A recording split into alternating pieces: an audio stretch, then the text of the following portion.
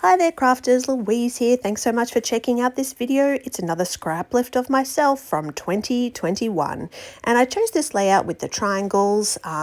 It is a little bit more of a challenge than I expected to be. When I'm looking back at these scrap lifts, I'm thinking about how I could sort of modernize these layouts for 2026 and the products that I could use. And sometimes I really just want to scrap lift them and repeat the same sort of style. So that's what happens in this particular page. And that means the first thing I'm going to do is cut some triangles.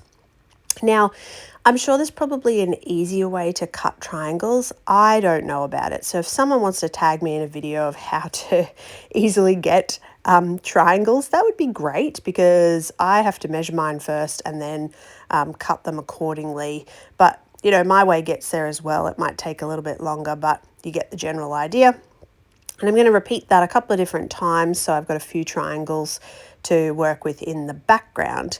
Now I've chosen a glitter cardstock base, and of course I am scrapping in the 9x12 size.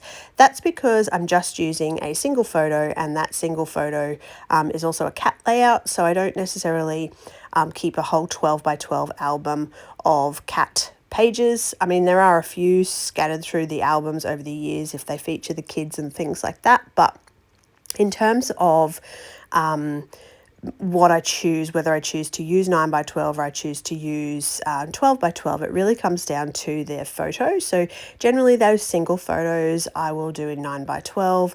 Depends, again, some of them are 12x12, but I try to keep my 12x12s to multi photos if I can. But again, it depends on what products I'm working with too. If I really want to feature a product quite prominently, then I will very likely do a 12x12 with a single photo. But you know, I've been scrapping now since my kids were born, seriously.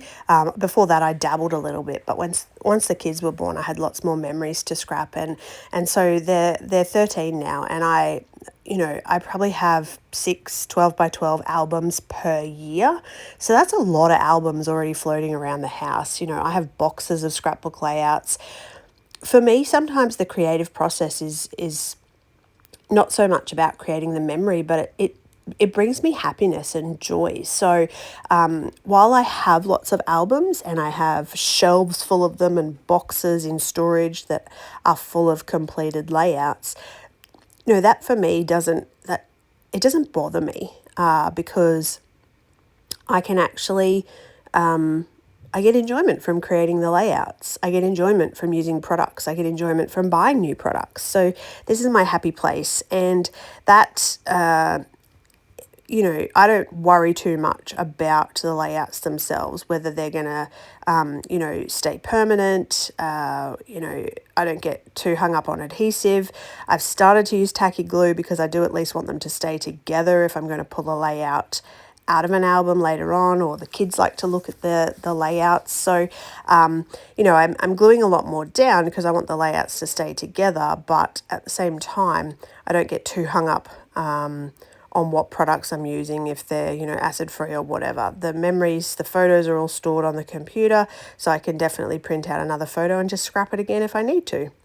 But where I was going with this part of the story was that this comes down to choosing what size to scrap. So I can fit a lot more 9x12s in a display folder on a shelf than I can fit 12x12 albums. So it's something like 4 times as many. I did work it out in a previous video, I can't remember now, but it's a significant amount. Like a display folder, just an ordinary old A4 display folder that you buy at Officeworks or Kmart or the discount store or wherever you happen to shop. You can fit 30 to 40 9x12 layouts in them, and I can fit 12 to 15 of those on a Kallax cube, where I can only fit 4 albums of 12x12, and each of those albums might only hold 15 to 20, depending on how bulky they are. So it comes down just to space, and I actually really enjoy creating in 9x12. If you've never tried it, I would definitely encourage you to have a go at it, because the different shape of the paper that you're working with, and the way you have to design and add your elements is yeah, it's unique compared to how we scrap with that 12 by 12 square. So essentially, yeah, that's kind of the background of how I choose. And you know what? In some instances, it might just be how I feel on the day. If I've created a bunch of 9 by 12 layouts in a row, I might decide to change it up and do a 12 by 12. If I haven't done a 9 by 12 in a while, then that's how I choose. So I don't get too hung up in the details of scrapping rules and things like that. I do what makes me happy, and I share that here on YouTube because I'm all about inspiring other creatives, and hopefully, you know, you see something in my layout, whether it be the triangles in this one, or thinking about having a go at 9 by 12, or you see a product that I use, or a technique. I hope that somewhere along the way I've inspired you to take up scrapbooking or scrapbook more, or enjoy the process of scrapbooking, because that's what it is for me. All right. Well, I've spent a large amount of time waffling on about my process, so sorry about that, while you can see what's going on in the background, and I've been embellishing. So off camera, I've gone ahead and turned that off and stuck everything down, and I needed just something a little bit extra to lift this layout, kind of like what was on the previous layout, which was those chipboard triangles. So I pulled out this glitter glue. I think it's Art by Marlene, and I chose the silver because I thought it would sit quite well over the top of the background, but as it dries, it actually gets really lost. So in person, you can kind of see it, but it doesn't stand out quite as much as I expected it to. But I like the effect. I think the little bit of mixed media triangles turned out pretty cool. And even though it gets a bit blended in the final layout, I do like this Scraplift of myself. I think it turned out really nicely. It was fun to put together.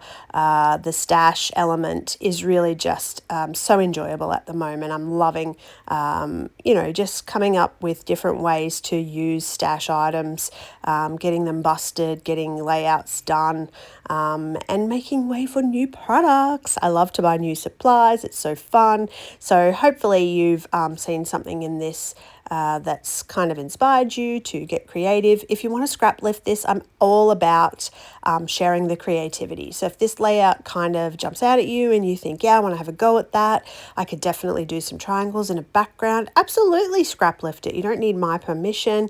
I would love it if you would share it with me, and I would be able to actually see the final result. But I'm all about creating inspiration. So hopefully you found something in this video that kind of gets your juices flowing. All right, I'm going to leave you there. Thank you so much for watching. As always, comments are always welcome and appreciated. And as always, I wish you happy scrapping.